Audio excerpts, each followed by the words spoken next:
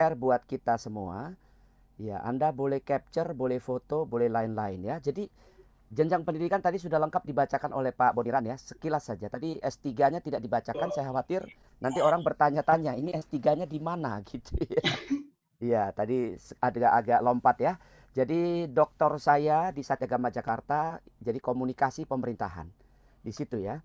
Kemudian saya sempat mengikuti Lemhanas, Lembaga Ketahanan Nasional, pada batch ke-51 tahun 2014. Ini satu hal yang perlu kita ikuti bagi umat Buddha, utamanya karena kita sedikit ya. Dan supaya kita punya banyak pilihan, bisa berpartisipasi di jajaran pemerintahan dan seterusnya, yaitu presiden. Kemudian saya menulis 11 buah buku, saudara. Ini sekadar untuk supaya lebih mengenal saja, tidak ada tujuan lain ya. Jadi mari kita lihat berikutnya.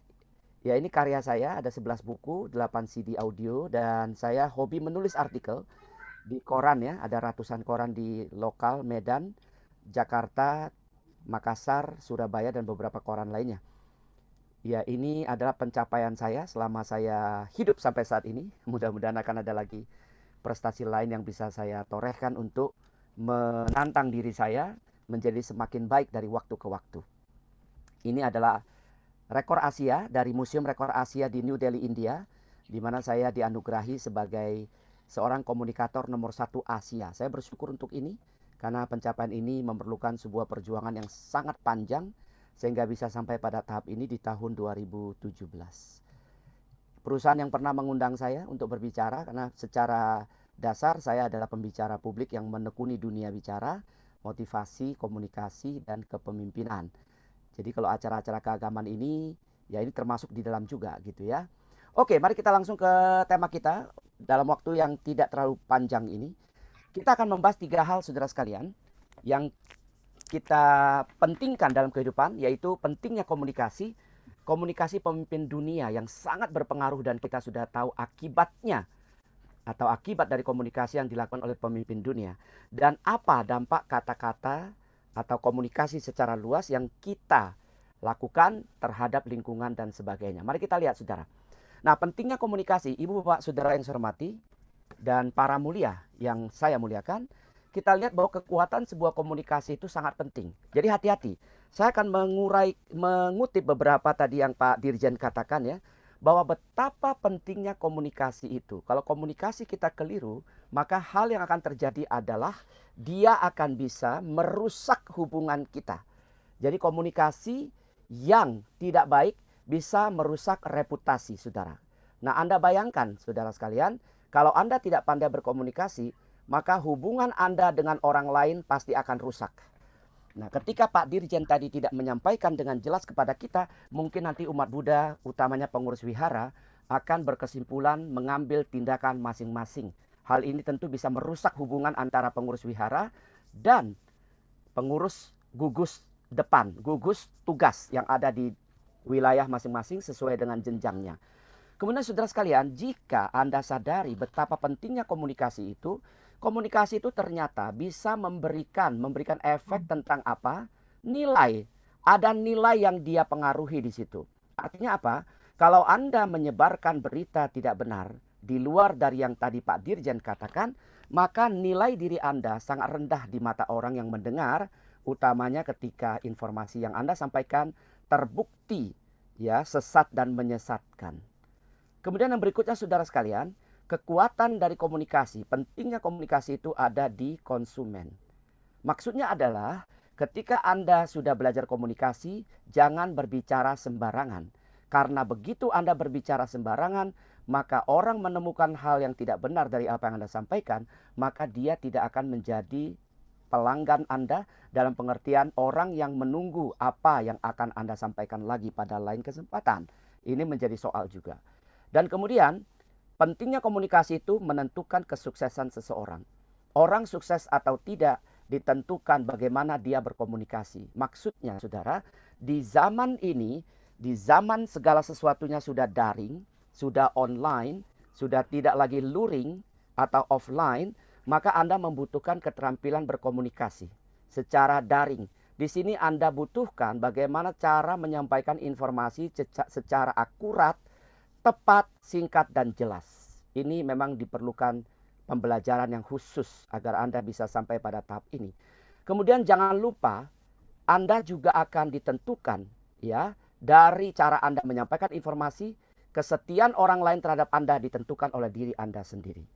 Karenanya saudaraku, hati-hati sadari bahwa betapa pentingnya komunikasi ini. Jadi intinya adalah di poin 1 ini, jangan bicara jika Anda merasa belum mengetahui secara jelas. Jangan bicara apalagi Anda tidak tahu apa-apa soal yang tengah dibicarakan. Sebaiknya diam. Nah, dalam konteks ini, kata diam adalah emas adalah tepat. Karena banyak yang tanya sama saya, loh katanya kita itu harus diam supaya emas. Betul, dalam konteks kita tidak tahu, dalam konteks informasi abu-abu, dalam konteks kita ragu-ragu, jangan sampaikan. Karena itu akan merusak hubungan Anda, merusak nilai diri Anda, merusak kesetiaan orang pada Anda, merusak juga tentu kesuksesan Anda. Jadi hal-hal ini tentu sangat membahayakan buat kita. Jadi teman-teman sekalian, saudara-saudara, diperhatikan dengan sangat bagus pentingnya komunikasi ini. Nah, perhatikan lagi betapa pentingnya komunikasi. Kita lihat ada sebuah survei di Singapura yang dilakukan oleh Financial Planning Conference di Singapura. Bagaimana pentingnya komunikasi itu, saudara? Ternyata apa yang terjadi? Nilai tertinggi adalah 4. Kita lihat dari bawah, saudara. Seorang yang memiliki spesialisasi, ternyata tingkat keberhasilannya hanya 2,8 dari 4. Mereka yang melanjutkan pendidikan ke jenjang berikutnya, kesuksesannya adalah 3,1, lumayan. Mereka yang mempunyai izin khusus yang tidak semua orang punya, misalnya para pilot, 3,2. Mereka yang berpendidikan tinggi, ya, seperti kita yang terus melanjutkan pendidikan, maka kesuksesannya 3,3. Dan harus diingat saudaraku, sebagai umat Buddha, di sini saya kira juga ada umat beragama lain juga bergabung di sini, apapun agama Anda, maka kalau Anda berkomunikasi tidak benar, maka referrals, artinya acuan dari orang lain terhadap Anda kepada orang lain pasti akan buruk. Karena pengaruhnya sangat besar, 3,6. Ada sebuah peribahasa atau sebuah penemuan, sebuah survei di dunia marketing bahwa seorang pelanggan yang puas hanya akan menyampaikan kepada 3 orang, sementara yang tidak puas dia akan menyampaikan kepada 3.000 orang. Jadi betapa bahayanya komunikasi itu, saudara sekalian. Dan yang paling utama dan pertama teratas ini adalah sumber daya manusia dan kemampuan komunikasi, tingkatnya 3,7, saudara. Bayangkan betapa pentingnya komunikasi itu. Jadi saya pribadi berharap jika Anda tidak mengerti, ragu-ragu, apalagi berita simpang siur alias hoax, jangan disebarkan. Karena Anda akan merusak citra diri Anda sendiri. Yang dimana hal itu pada jangka panjang nanti akan merusak seluruh kehidupan Anda. Anda tidak bisa lagi dipercaya, Anda tidak bisa lagi diberikan kepercayaan dan seterusnya. Kita lihat berikutnya, saudara sekalian. Nah, di Amerika sendiri ini masih dalam konteks nomor 1, saudara. Betapa pentingnya komunikasi. Anda perhatikan di sini. Ketika di Amerika orang mau mencari pekerja, ini ada ranking-rankingnya. Kita lihat ranking-ranking yang diberikan oleh orang di Amerika sana. Ya, urutan ke-15, kalau Anda memiliki kemampuan bahasa lebih daripada 2, maka Anda disebut multilingual ability. Anda memiliki kemampuan berbahasa lebih daripada 2 disebut multilingual ability. Ini dia.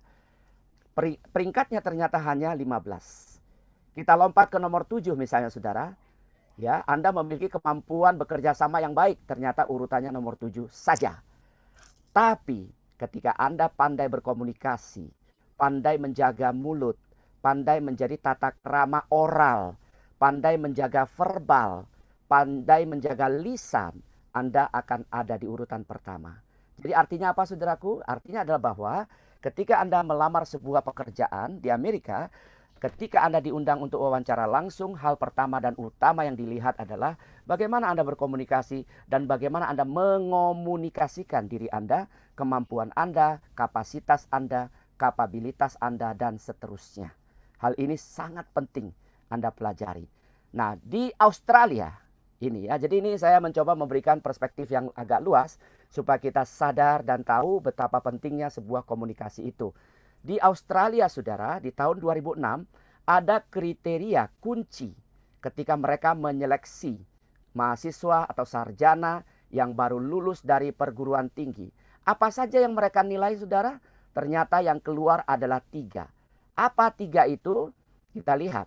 Pengalaman kerja ternyata berada di hanya, saya katakan karena ini paling kecil, 26,60%.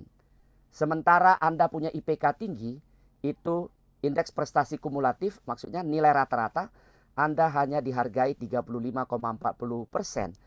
Dan yang paling tinggi tetap kemampuan Anda berinteraksi dengan sesama, kemampuan Anda berkomunikasi, nilainya di atas 50%. 57,50 kalau Anda ikut pilkada, Anda sudah jadi ini. Tidak perlu putaran 2. Nah, saudara sekalian, sedemikian pentingnya komunikasi ini, sehingga saya sangat menganjurkan mulai hari ini, marilah kita belajar ilmunya, mari kita belajar apa yang kita bisa perbaiki dari yang sebelumnya mungkin tidak baik ya, atau membuang selama ini mungkin ada yang tidak baik. Nah, saudaraku, mari kita lihat komunikasi pemimpin dunia dan nanti ada efeknya. Kita lihat di sini. Ini tokoh yang ada di gambar ini, saya kira kita semua mengenal dengan sangat baik. Betul ya? Setuju ya? Kita kenal dengan sangat baik. Yang ini adalah Mahatma Gandhi. Kenapa Mahatma Gandhi dikenal dunia, saudara? Karena ucapannya, karena tindakan ahimsanya, anti kekerasannya, sehingga beliau sangat dikenang dan terkenang sepanjang masa. Seluruh dunia mengaguminya, tidak ada celah terhadapnya. Ya, jadi kalau saya pergi ke India beberapa kali, saudara, saya sempat datang ke tempat pemakamannya yang selalu ramai.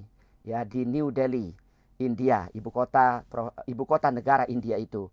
Nah, kemudian kita lihat Martin Luther King memperjuangkan persamaan hak kulit hitam dan kulit putih yang akhirnya menyebabkan ya seorang manusia yang bernama Barack Obama berani mengikuti kontestasi pemilihan presiden Amerika. Dan dalam sejarah Amerika 200 tahun lebih mereka merdeka, tidak ada satupun orang kulit hitam yang pernah menduduki jabatan strategis, apalagi sampai presiden. Tapi ternyata Barack Obama terinspirasi oleh Martin Luther King ini, sehingga beliau menjadi seorang presiden, bahkan 2 periode nyaris tanpa skandal. Nyaris tanpa ada isu-isu impeachment atau penurunan dan sebagainya. Ini hal yang luar biasa. Kenapa itu terjadi, saudara?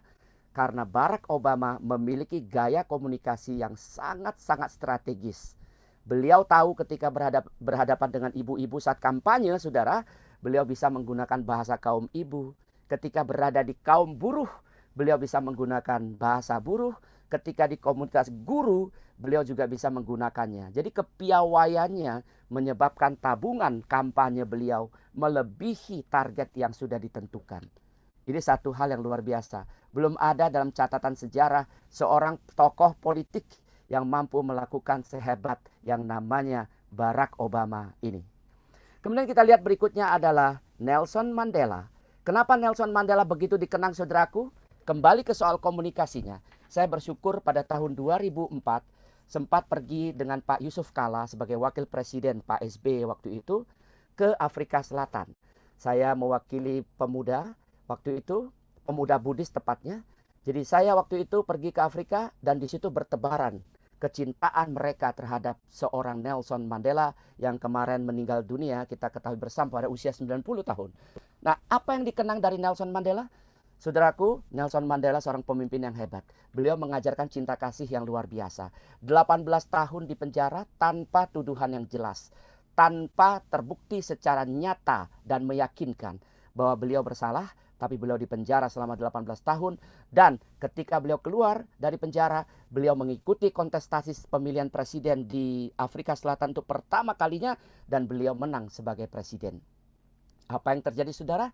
Lalu oleh kepala kepolisian negara setempat di Afrika Selatan ditanyakan kepada beliau begini, Pak Presiden, apakah sekarang Bapak akan memerintahkan saya untuk menangkap mereka yang menjerumuskan Bapak ke penjara tanpa tuduhan yang jelas? Apa beliau jawab, saudaraku? Inilah yang dikenang sebagai komunikasi yang luar biasa dari seorang Nelson Mandela. Beliau mengatakan, tidak perlu, wahai kepala kepolisian negaraku, cukup menjadi hal itu menjadi catatan hitam sejarah. Dunia nanti akan membuktikan siapa sesungguhnya yang benar dan salah.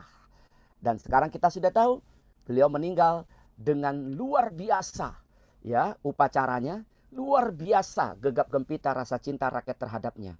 Ini hal yang belum pernah terjadi pada pemimpin dunia sekelas beliau ini.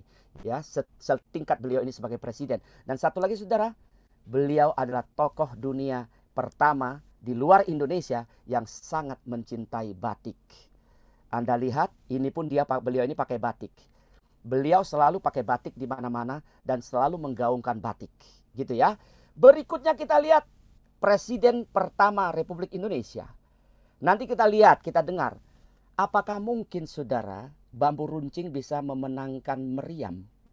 Sesuatu hal yang sangat sulit dilawan atau dijelaskan oleh logika. Tetapi ini mungkin oleh seorang Presiden Soekarno. Kenapa itu mungkin? Nanti kita lihat. Modalnya salah satu tentunya dari yang banyak adalah komunikasi. Bagaimana kepiawaian beliau bisa berkomunikasi. Dan yang lebih mengagumkan juga atau yang tidak kalah mengagumkan adalah Presiden kita, saudara. Bayangkan saudara sekalian, dari wali kota langsung gubernur ibu kota negara, langsung menjadi presiden dan 2 periode. Bagaimana itu bisa terjadi saudara? Karena beliau berkomunikasi secara apa adanya. Saya pernah menuliskan artikel tentang beliau di koran Kontan, grupnya Kompas, tentang gaya komunikasi Presiden Jokowi. Ya, nanti kita lihat. Kalau ada pertanyaan tentang itu, kita akan bahas lebih lanjut. Nah, jadi saya ingin mengatakan bahwa tokoh-tokoh ini saudaraku, mereka menang hebat. Salah satunya karena gaya mereka berkomunikasi. Kita lihat ke berikutnya. Bagaimana komunikasi pemimpin dunia itu saudara. Kita lihat gambar ini. Anda masih ingat? Wartawan Muntahar Al-Zaidi melemparkan sepatunya pada tanggal 12 Desember kepada George Bush. Ya, waktu itu junior.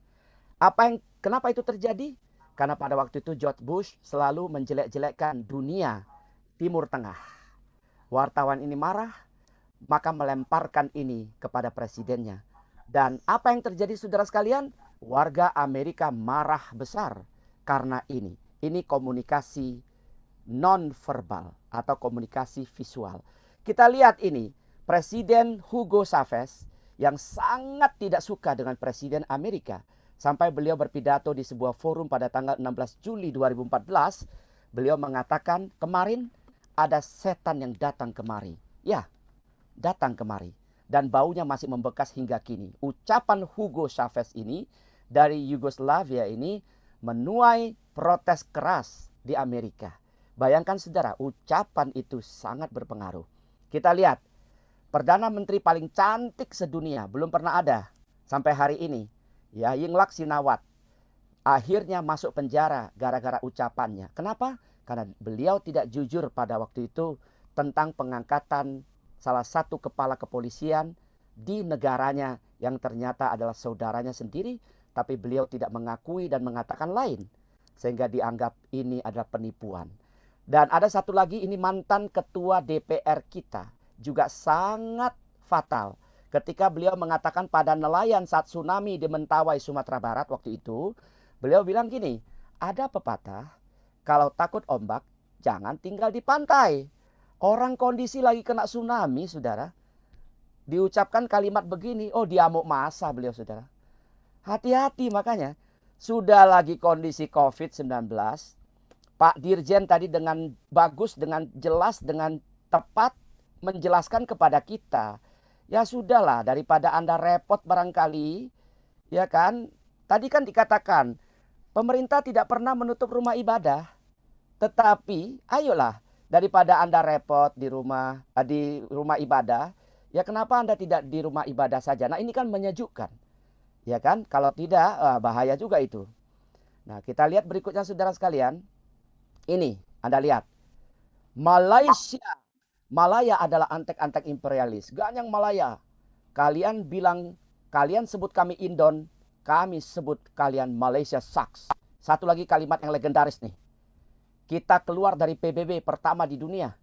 Persetan dengan PBB, Perserikatan Bangsa-Bangsa. Amerika kita setrika.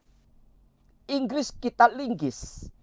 Belanda kita keranda. Luar biasa, saudara.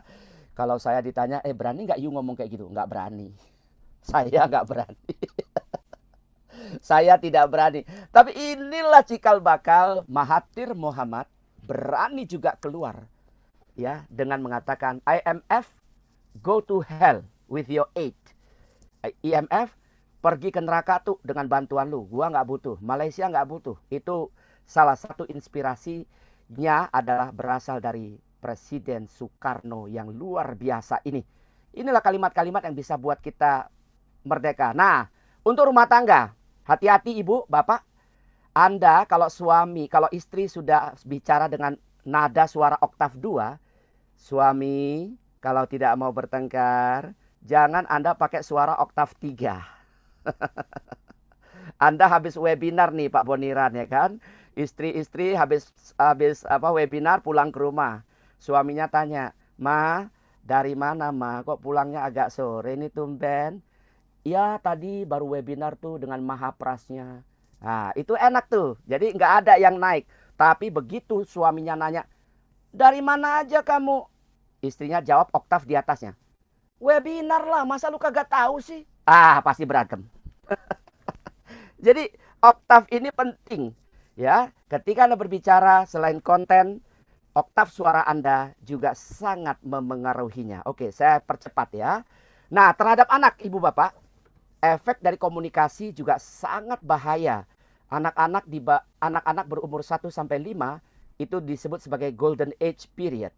Kalau Anda salah menanamkan apa-apa yang seharusnya ditanamkan pada masa itu, maka saya khawatir penyesalan Anda nanti akan sangat panjang dan lama. Ya, angka perceraian di Amerika kita tidak bahas. Nah, saya langsung ke poin yang ketiga saja.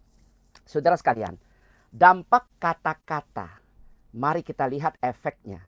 Ya, komunikasi negatif itu sesat dan menyesatkan. Anda lihat gambar itu, saudara, di depan Anda. Tadi Pak Dirjen sudah sampaikan. Hati-hati, saudara. Tadi Pak Dirjen menyampaikan kalimat seperti ini dalam salah satu butir kebijakan pemerintah. Pemerintah tidak pernah menutup rumah ibadah. Kalau Anda coret kata tidak pernah saja, tidak pernah Anda coret, maka dia akan menjadi pemerintah menutup rumah ibadah. Jadinya apa? Informasi itu sesat. Kalau Anda teruskan, dia menyesatkan orang lain. Jadi hati-hati saudara.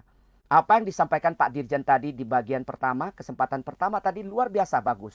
Pas, kita harus betul-betul mengkaji itu dengan sebaik-baiknya, mengerti itu dengan sebaik-baiknya. Kemudian saudara sekalian, hati-hati, jangan teruskan hashtag yang belakangan ini dilakukan oleh mereka-mereka yang sudah mengalami tingkat frustrasi tingkat dewa katanya. Yaitu apa? Indonesia terserah. Jangan diteruskan saudara. Indonesia terserah bukan perilaku seorang warga negara yang baik. Di mana bumi dipijak, di situ langit dijunjung. Kalau Anda masih ingin menjadi warga negara Indonesia, patuhilah apa yang sudah diputuskan pemerintah. Bukan sebaliknya menentang dengan cara yang tidak tepat, dengan cara yang tidak rasional, atau tidak ada saran yang bisa Anda berikan. Nah berikutnya saudara sekalian, new normal. Hati-hati dengan dampak kata-kata Anda saudara. Banyak orang menggaungkan kata new normal. Saudara sekalian, menurut pemahaman saya, perspektif saya, new normal tidak ada pilihan, harus ditegakkan oleh pemerintah dalam waktu yang tidak terlalu lama lagi ini. Saya tidak tahu hari ini adalah PSBB terakhir di Jakarta. Apakah akan ada PSBB yang lain? Nanti saya tunggu teman-teman update informasi. Seandainya itu ada, saya ingin mengatakan apa yang tadi Pak Dirjen sampaikan. Mari kita patuhi protokol pemerintah. Kalau kaitannya dengan rumah ibadah, mari kita patuhi surat edaran nomor 15 tahun 2020 yang sudah diberikan oleh Menteri Agama Republik Indonesia yang sah secara negara. Jangan kita menyesatkan informasi yang ada. Saya kembali ke soal new normal sedikit saudara. New normal, pemerintah nggak punya pilihan saudara. Kalau seandainya itu diberlakukan, maka saudara, jangan pernah sekali-kali kalau saya menyarankan mengucapkan kata, oh COVID-19 sudah nggak ada, aman. Ayo kita bisa berpelesir, ayo kita bisa berpesta, ayo kita bisa berseminar. Tidak perlu pakai masker, tidak perlu cuci tangan, tidak perlu jaga jarak. Saudaraku, komunikasi ini sesat dan menyesatkan. Karena sesungguhnya menurut pemahaman saya, new normal itu adalah siapa yang kuat, siapa yang bisa menjaga keselamatan diri, siapa yang bisa menjaga kebersihan diri, dialah yang akan selamat. Itu saja. Kalau Anda tidak bisa menjaga diri, Anda tidak akan selamat, saudara. Karena COVID itu selama vaksin belum ditemukan, Presiden Jokowi tidak keliru ketika mengatakan dalam kalimat, mari hidup berdamai dengan COVID. Tidak ada yang keliru di situ sebetulnya dari sisi ilmu komunikasi. Kalau Anda tidak berdamai mau apa? Mau perang. Anda berani keluar mau perang nggak pakai masker. Kan seperti itu maksudnya kan. Jadi hati-hati saudara. Presiden Republik Indonesia ketika mengatakan sesuatu tentu sudah melalui berbagai macam saringan. Demikian juga dirjen kita pasti sudah melalui saringan. Nah yang terakhir saudara, komunikasi positif. Perhatikan, kalau Anda berbicara tentang karier Anda berbicara tentang pekerjaan Anda berbicara tentang cinta, Anda berbicara tentang hobi, Anda berbicara tentang hal-hal positif yang lain, maka komunikasi positif akan membangun jiwa dan raga warga dunia. Kalau apa yang tadi Pak Dirjen katakan, Anda sampaikan kepada pengurus wihara yang mungkin hari ini tidak berkesempatan mengikuti webinar kita, Anda sampaikanlah kepada pengurus wihara. Ibu bapak pengurus wihara, kemarin saya baru ikut webinar dari Mahaprasnya ya dengan narasumber Pak Dirjen bahwa ayolah kita ikuti patuhi protokol kesehatan yang sudah diberikan oleh pemerintah. Ayolah kita tetap jaga 3 hal yang sudah disampaikan oleh protokol atau gugus depan, gugus tugas yang mengatasi soal pandemi COVID-19 ini. Ayo kita pakai masker, mari jaga jarak, jangan lupa menjaga kebersihan dengan terus mencuci tangan setiap kali kita keluar. Dan jangan lupa ketika pulang ke rumah kita mandi yang bersih, jangan menyentuh apa-apa dan lain-lain. Nah kalau Anda semuanya melakukan itu saudaraku, bukankah komunikasi itu akan membangun jiwa Anda sendiri, akan membangun raga Anda sendiri, dengan jiwa dan raga Anda sendiri terbangun, dunia pun akan terbangun dengan sehat dan sejahtera. Saya kira demikian Pak Boniran, pas 30 menit, terima kasih banyak.